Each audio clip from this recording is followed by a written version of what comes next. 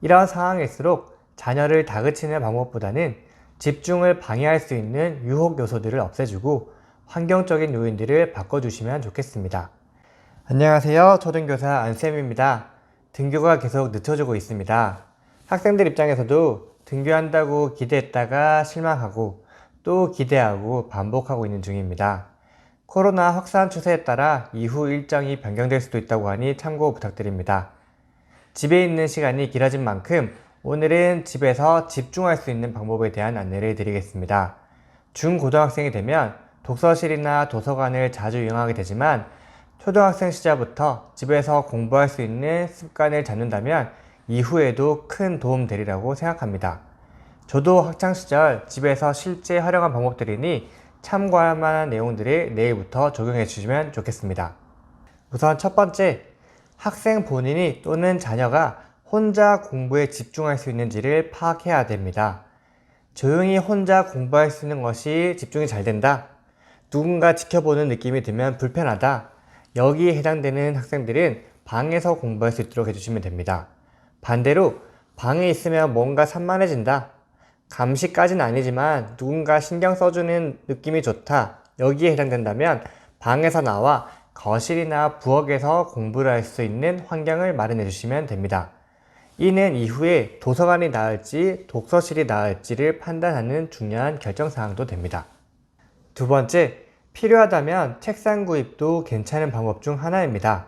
막상 공부하려고 자리 잡는 순간 주위에 지저분한 물품들이 눈에 들어오고 정리를 하기 시작합니다.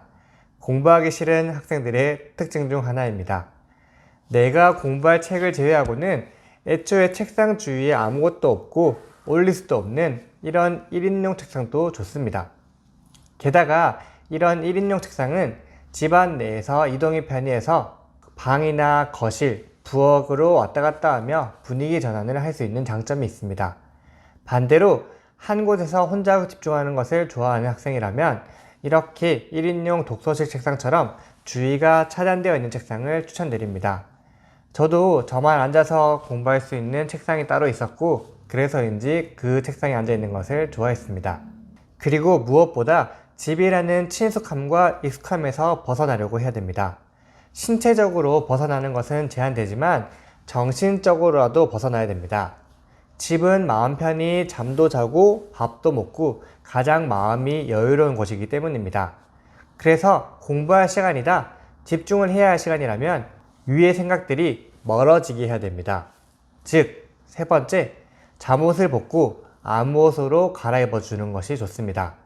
하루 종일 집에 있고 나갈 일이 없다면 보통 잘 때 입었던 잠옷이나 편안한 복장으로 하루 종일 입고 있을 겁니다. 저만 그런 건 아니죠? 네, 그래서 공부해야지 라고 마음먹었다가 잠시 쉬어야지 하면서 누워버릴 수가 있습니다. 잠옷이니 더욱더 부담 없이 누울 수 있고 누웠다면 그 뒤는 꿈에서 공부를 하고 있을 겁니다. 네, 위와 비슷한 맥락으로 네 번째, 공부하기 전에 이부자리는 꼭 정리하고 침대를 사용한다면 베개와 이불이라도 공부하는 곳에서 멀리 치워주시면 되겠습니다. 조금 상황이 부적절할 수 있는데 견물생심이라고 물건을 보게 되면 마음이 생길 수밖에 없습니다. 공부에 집중하다가 잠깐 지칠 때 베개를 보면 앉거나 베고 싶고 이불을 보면 푹신하겠다는 생각이 들 수밖에 없습니다. 유혹에서 이겨내는 정신력과 집중력도 중요하지만 유혹을 없애주는 것도 굉장히 좋은 방안입니다. 유혹하면 또 빠질 수 없는 것이 있죠. 다섯 번째, 핸드폰과 컴퓨터는 눈에 보이면 끝이라고 생각해 주시면 됩니다.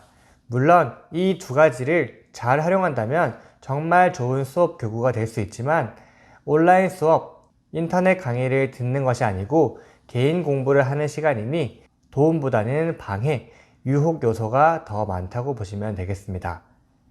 가정마다 컴퓨터나 휴대폰 이용 시간에 대한 약속이 있으시죠? 학부모님도 만족하시고 자녀도 만족하는 절충안의 약속을 정해주시면 됩니다. 이때 책상에 앉아서 공부하기로 한 시간에는 위에 두 가지 물품을 손대지 않는 것을 포함시켜 주세요. 마지막 방법은 고학년은 한번 도전해 보시고 중학년은 보너스 선택입니다. 중학생, 고등학생들은 필수입니다. 여섯 번째, 학생 스스로 실제 학습 시간을 기록해 주세요. 교육학에서 ALT라는 용어가 있는데요. 이것을 실제학습 시간이라고 합니다.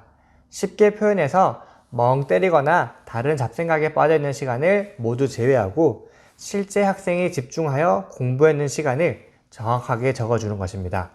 매일 이렇게 적다 보면 본인이 어느 정도 집중을 하고 있는지, 그리고 어제의 나와 지난주의 나와 직접 어떤 변화가 있었는지 살펴볼 수가 있습니다. 남이 아닌 자신과의 비교를 통해 내가 얼마나 나아졌는지, 내가 부족한 부분은 무엇인지를 판단하는 피드백 효과도 받을 수 있습니다. 휴대폰보다는 타이머가 좋으나 아직 초등학생이 타이머를 사용하기에는 조금 부담스러울 수도 있습니다. 아니면 요즘 저 같은 경우는 알람을 맞춰 놓는데요. 40분 후에 알람을 맞춰 놓고 그 기간 동안 집중을 해서 공부를 합니다. 그리고 알람이 울리면 알람을 끄면서 10분간 휴식을 하고 다시 40분 이후에 알람을 맞춰 놓습니다. 휴대폰 알람이라면 제 손이 닿지 않는 저 먼 공간에 두면 됩니다.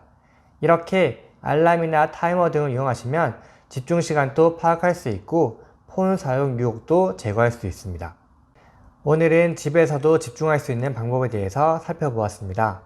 우선은 어린 초등학생들이다 보니 편안한 집, 이런저런 유혹이 많은 환경에서 집중하기가 쉬운 일은 아닐 겁니다. 이런 상황일수록 자녀를 다그치는 방법보다는 집중을 방해할 수 있는 유혹 요소들을 없애주고 환경적인 요인들을 바꿔주시면 좋겠습니다. 이후에 내부적인 요인으로 자세히 들어가 주시면 더욱더 효율적인 지도가 될 수 있습니다. 학생들이 학교에서도 가정에서도 집중해야 되는 시간만큼은 몰두하는 습관이 가지면 좋겠습니다. 그럼 다음 영상에서 인사드리겠습니다. 안녕히 계세요.